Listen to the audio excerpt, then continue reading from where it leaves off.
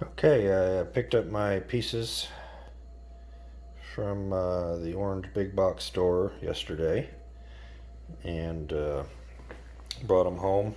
These are supposed to acclimate to the temperature of your house for 24 to 48 hours. So I figured I would also just set them down flat on the floor, and they were kind of bowing out a little bit, like not perfectly flat. I guess probably due to shipment and temperature conditions or whatever. So I flipped them upside down.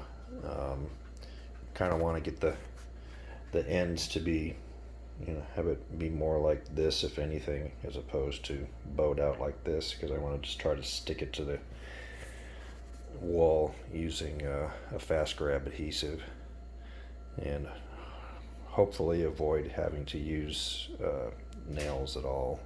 So I'm just going to play that by ear. And somebody's already interested in what's going on here. So the next step will be to start cutting this stuff and putting the brick wall up.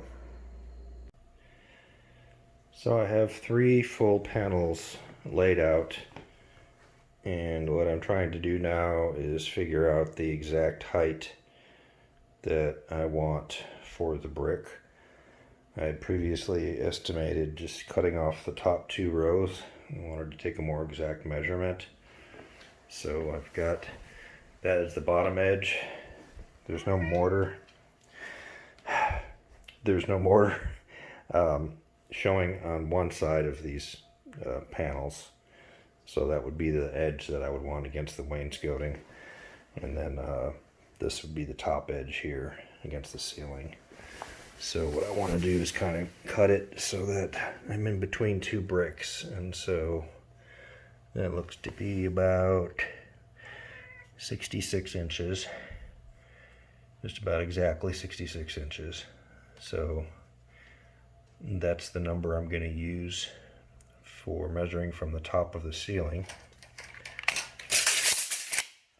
And then I'm going to go up and buy a 1x2 to tack on as a base for this while I'm installing it, just to make things a little bit easier. I've never used the adhesive before, and I don't know how tacky it is, if it's going to matter, but I'm just going to do that. That'll make it easier. So I flipped these panels around so that this is actually the base ledge. In laying these out and seeing how they made up against each other, I didn't like the way this row looked against the other row when it was flipped over. There was just something funky about it, like one row is taller than the other.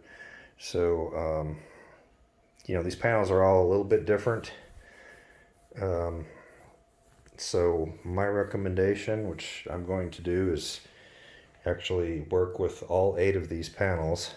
And on my first course, this is going to be 42 inches off the ground. So this first seam will be at eye level, and that's going to be the one that's really going to stand out. So I'm going to try my best to arrange different pieces so that that first level looks as good as possible, and just try different pieces and see what looks the best. They do say that you need to, for finishing, kind of caulk in the spaces, and then they have a paint kit that you use to conceal the caulk and paint it the same color as the grout lines. But I want to try to minimize how much I have to do that by doing a little bit of extra work up front.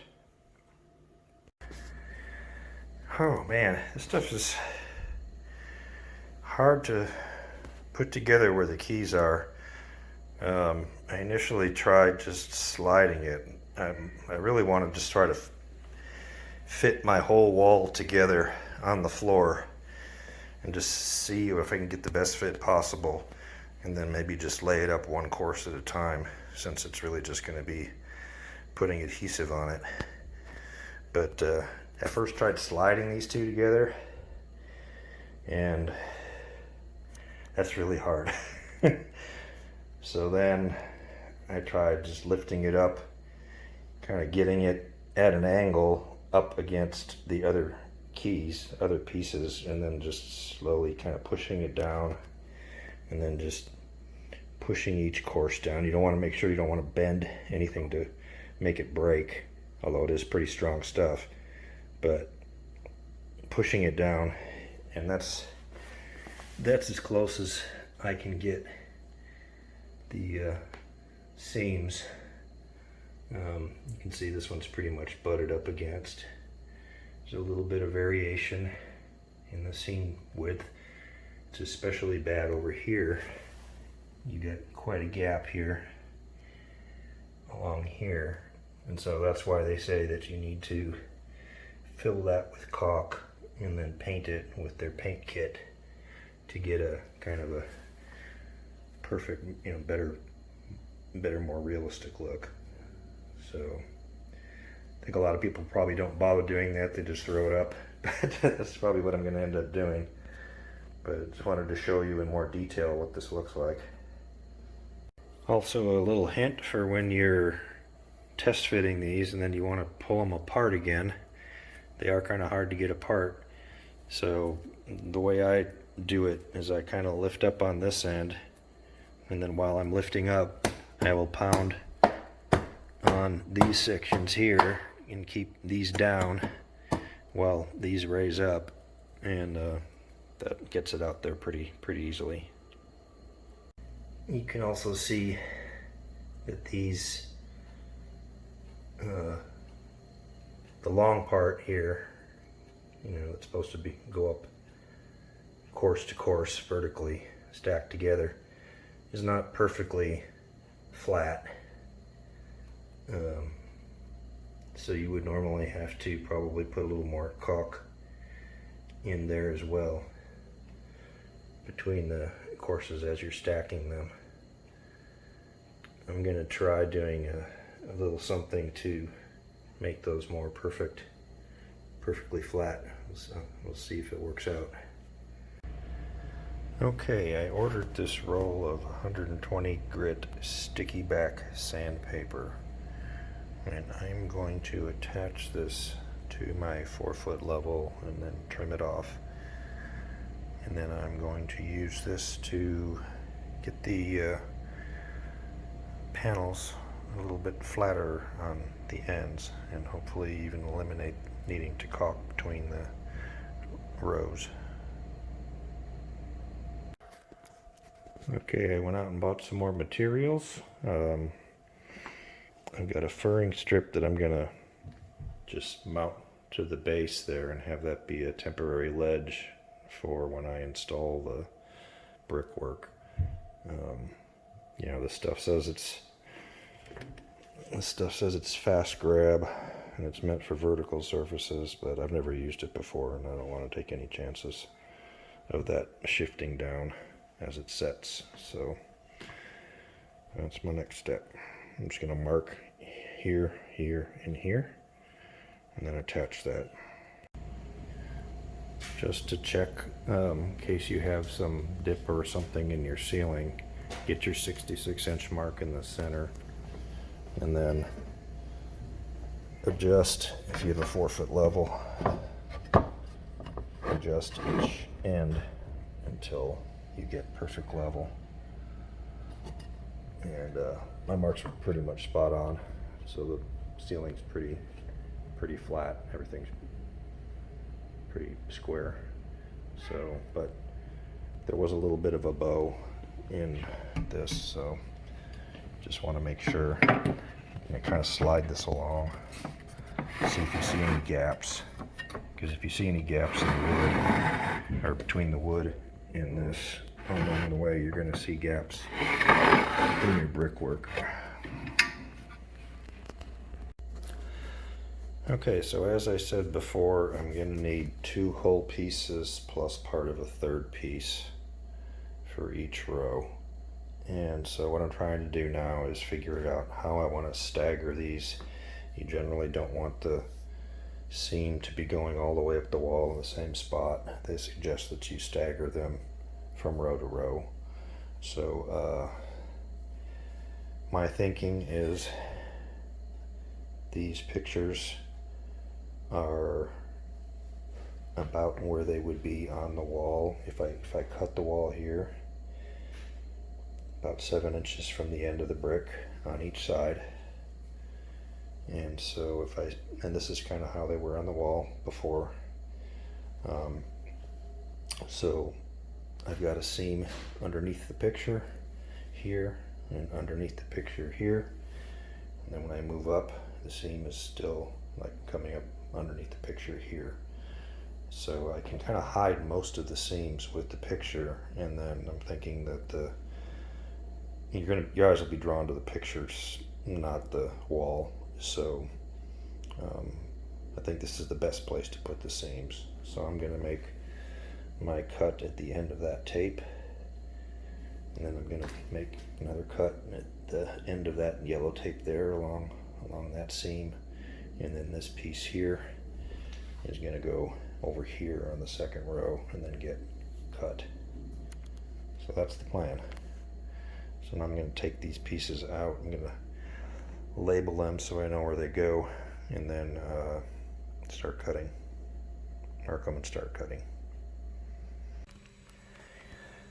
Okay, before I cut these, the first thing I want to do is just take these edges here. I got my sandpaper on my level, and I'm just going to give them a little sanding.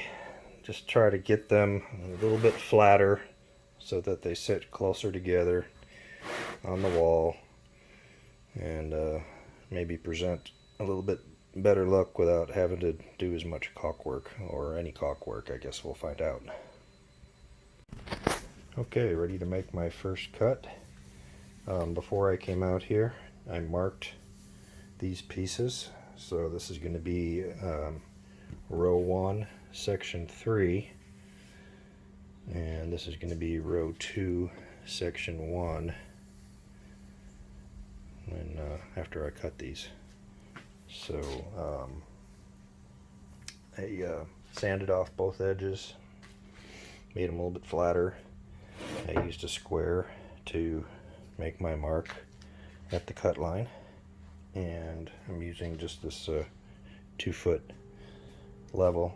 If you have one of those, you can just use that as a kind of a guide for your saw. I'm just going to use a mini saw, which I bought specifically for this project. So I've got this clamped here. I've got the piece clamped to this table support, so nothing's going anywhere. I'll just grab it with one hand and saw with the other, and do this by myself.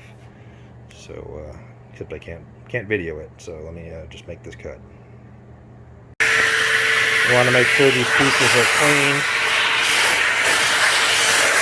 Get all the sawdust off of them. So when you use the adhesive,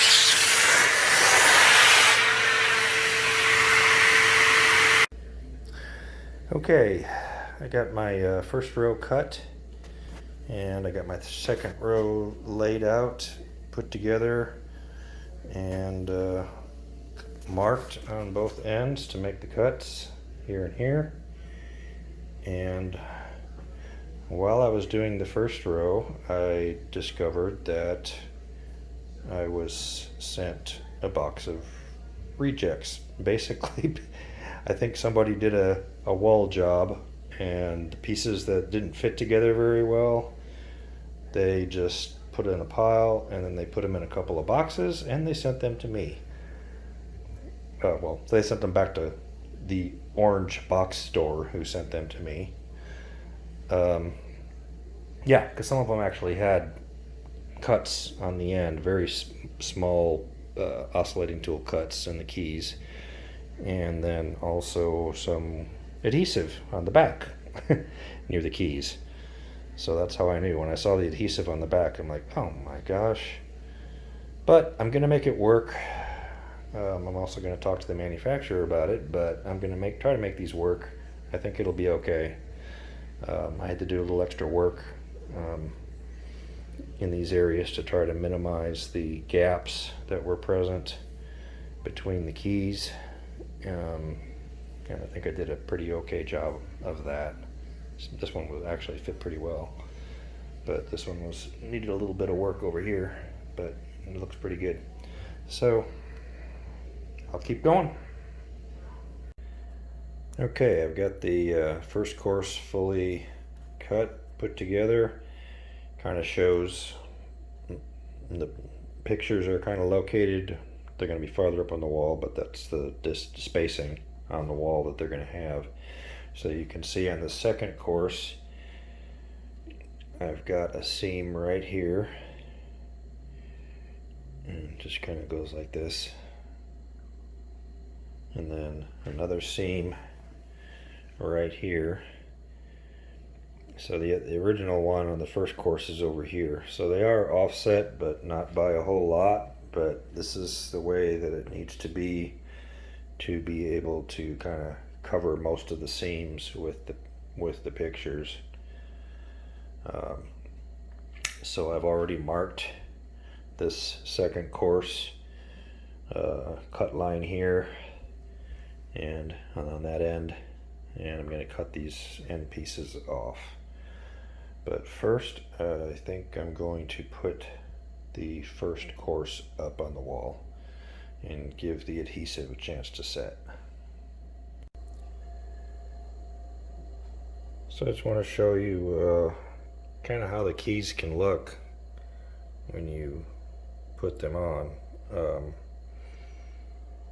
This one, I don't think I've tried adjusting this one a little at all. But you can see that they don't quite always match, and so you get a gap. And so one alternative is to fill that with caulk and then paint over it, which is kind of what their suggested process is. But you know, if you want to try to get it better, another thing you can do that I've done on the other side is I just like shave off a little bit of the sections that are causing the interference. So like shave off some of the mortar joint here to be able to get this to push in farther, and then you can kind of optimize it. I sort of did that on this side over here. It's a little bit better than it was. There's still a little bit of a gap on this side here. So what I'm going to do next is I bought some of the caulk that I think is color matched, and I'm just going to try to see how well that's color matched, and that'll tell me if I really want to go through this extra work to try to trim these better. This is what I bought. I was hoping to find sanded caulk, and they do make a sanded caulk in these colors, but they didn't have it anywhere that I could just go pick it up.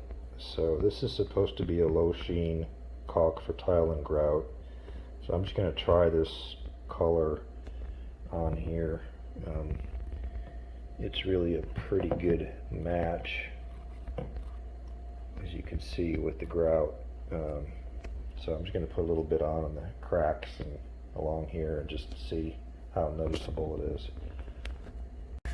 Okay, so right off the bat, this looks way brighter. You know, I don't know if it's going to dry darker.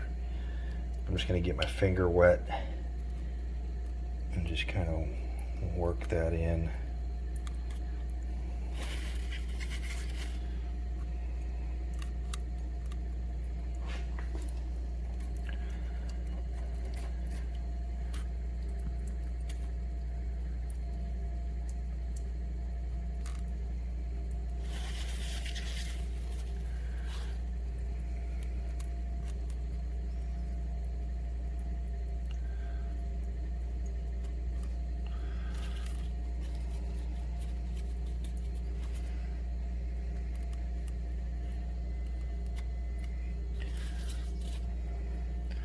This is going to let me know if I need to buy the paint kit.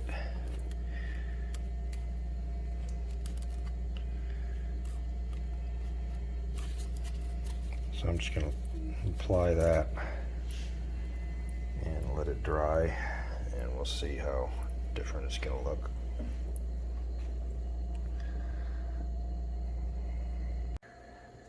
Okay, I worked on this joint a little bit more on the right side, and this is about as good as I think I can get it. It's pretty darn good.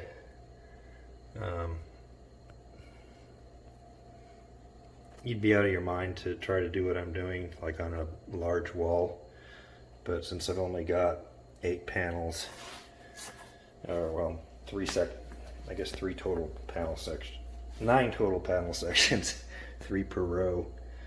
I think I'll work on this one a little bit more, try to bring up those gaps a little bit, but yeah, you wouldn't want to do this on a whole wall for sure. So their recommendation of caulking and painting is probably the best. This caulk is not drying very close to the color yet. It's not dry yet, but I don't think it's going to be even a very close match by the time it's dry. We'll see. Okay, I've got the first course up. This stuff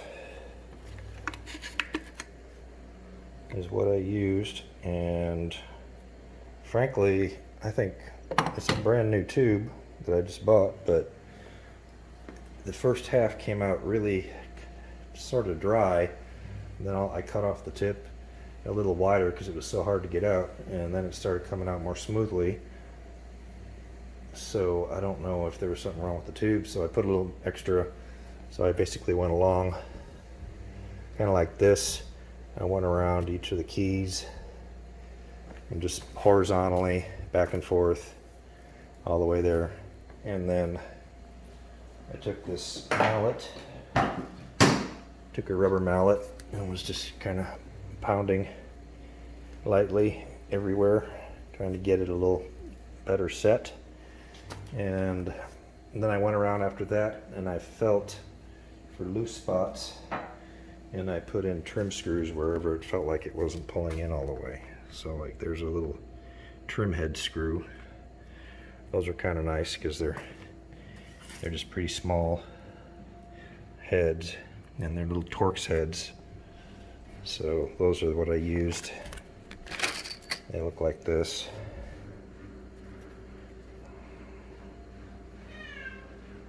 They're exterior trim head screws, but you can use them inside. So first course is done. It is going to need some caulk and some trim paint. You can see right here with the cracks there, but it is what it is. So on to the second set. I'm actually going to let this set a good while. It takes 20 minutes to set and 24 hours to cure. But I want to come back before I put on the second course. I had sanded the edges of these outer pieces, but I forgot to do the one in the middle. And so there's a little bit of there's a gap there. I'm trying to get rid of the gap, and I actually made a gap by not doing this one right here. So I'm gonna sand this guy down until it's level with the other 2 pieces, and that should be nice and flat for the next course. And I'll do the same thing to the bottom of the next course as much as I can to try to just maybe even eliminate that seam. So this is the final course that I'm going to be putting in, and I'm going to need to take off the top 2 rows of this course. So the way I'm doing this is just laying these down and just seeing how good the fit is. What I've had to do on, hi Kitty, yeah, you're no help. What I've had to do on some of these is just take a sanding block and sand away. Some of the edges in here are rounded from the cuts, I guess. So I square them off, so I want to get things as close as possible as I can. You can see I'm pretty much right up there against the brick on the top and right over here on the bottom, and then I've got some pretty small gaps there. And what I do once I get it really close is I'm just using this mallet and I'm just tapping it down into place, making sure everything's seated properly. And that's about how it's going to look on the wall. I will have to pull these apart, which probably won't be that easy,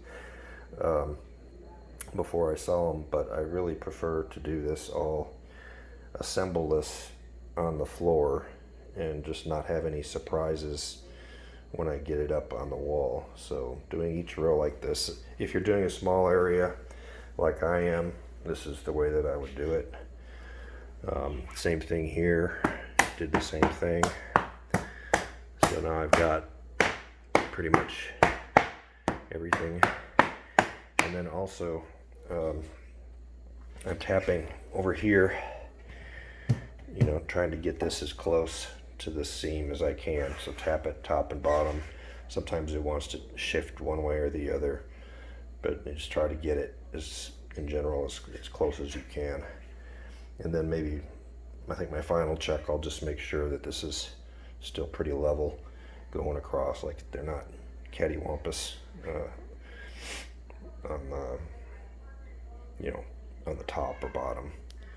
And then I'm going to make my mark, find out my side marks from the previous layer. I'm just going to measure across and see exactly how wide that was, and then I'm going to mark down here and over there and get the seams. So the seams on this is the third row, so I'm going to pretty much line up the seams with the first row because the second row was staggered like over here. So you want to just keep staggering them. So this will be lined up with the first row. So I just wanted to show you a side profile of these two panels, and you can see the difference in thickness. I mean, just look at that between these two panels. And like this panel, I know it was really thick on one end and thinner on the other end here, much thinner.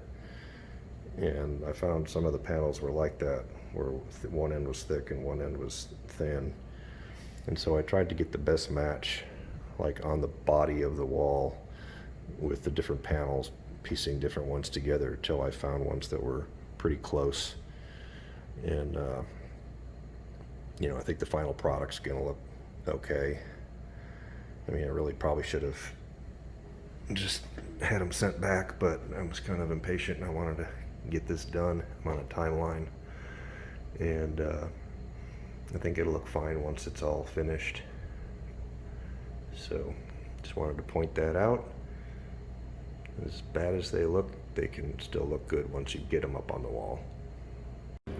So I want you to see this, because this is what's going to be sitting on top of the previous course.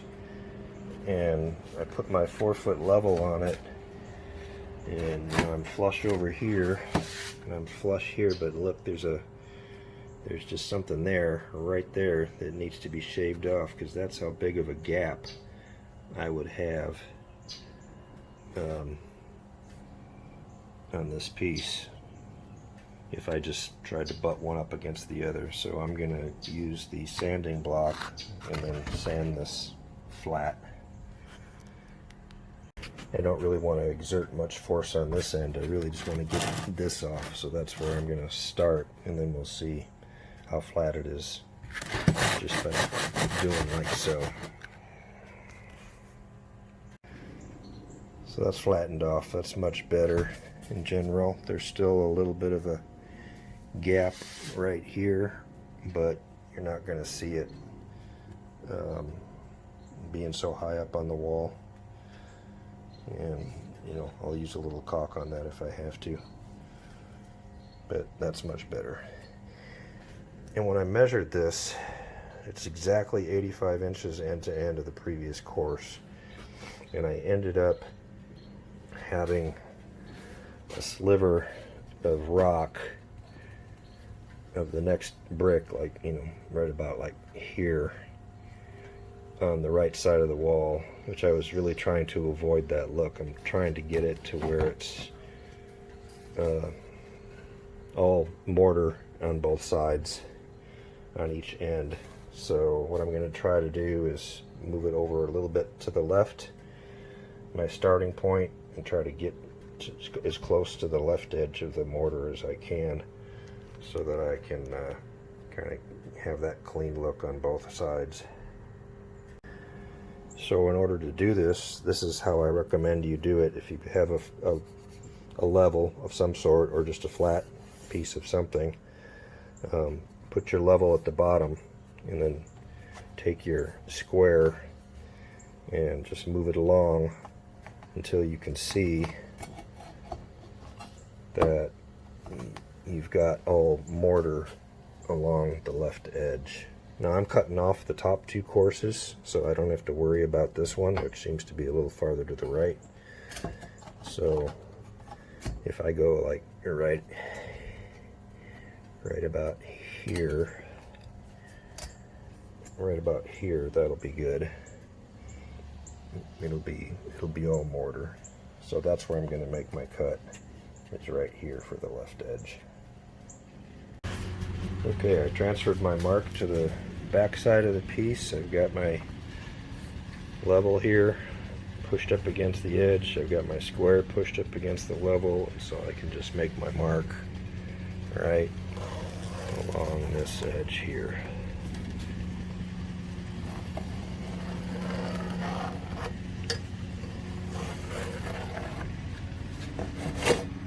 Like so. So that was pretty good. This is my edge piece on the right, and looks like I got pretty much right up to the edge of the mortar or the grout on this piece over here on the right, which is what I wanted. So now I'm going to cut along the top, measure, and just get this first piece fitting in there and see how well everything looks. I'm looking at this top row with my level, and I got a little bit of a hump right where the joint is, and I also have a little bit of it over there by that joint. So I'm just going to sand this a little bit to try to flatten that out, try to make this as a flat of a surface as I can to reduce the gaps. So always double check when you're making your marks that you've got the right end facing up. I started the first course with the full bricks, not with the grout. So I know every course is facing in this direction with the full brick on the bottom and then the grout on the top. So I'm removing from the top. You want to always verify that so you don't make any mistakes. Okay, after much sanding at the top, I cut them a little longer or taller than shorter. I'd rather sand it down and then have a gap at the top. I've got these two sections to fit.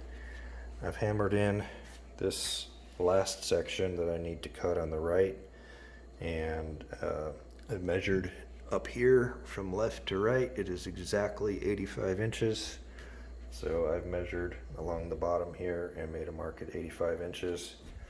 I've got like 18 inches over on this side and 17 and 7/8 roughly over on this end. So I'm just going to cut it to 18 at the top here, and have some sanding to do probably, but then we'll be done. This is how I am filling the cracks. Just get a little dollop like this that's kind of shaped really narrow on my pinky, and then I come up here and try to just get that pinky right in the corner and try to get as little as possible on the mortar and just try to get most of it in the crack.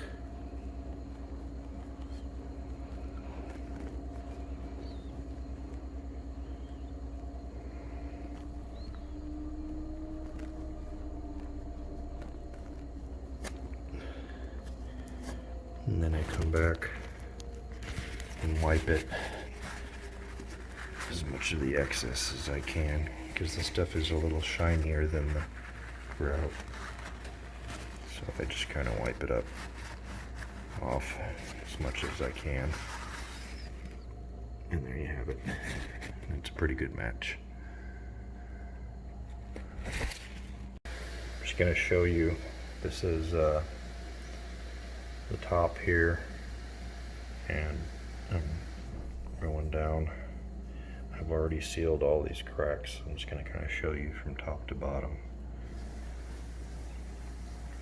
how that looked.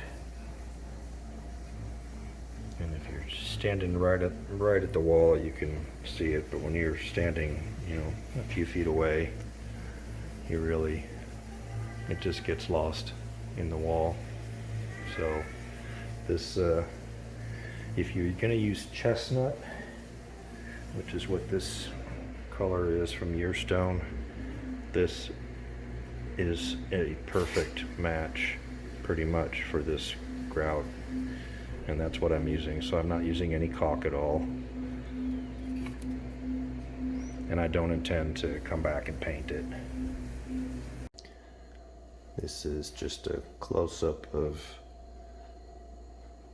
the brickwork and the touch-up that I did.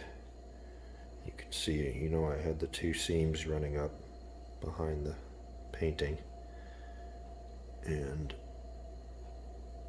it just has a very nice finished look. Can't see anything.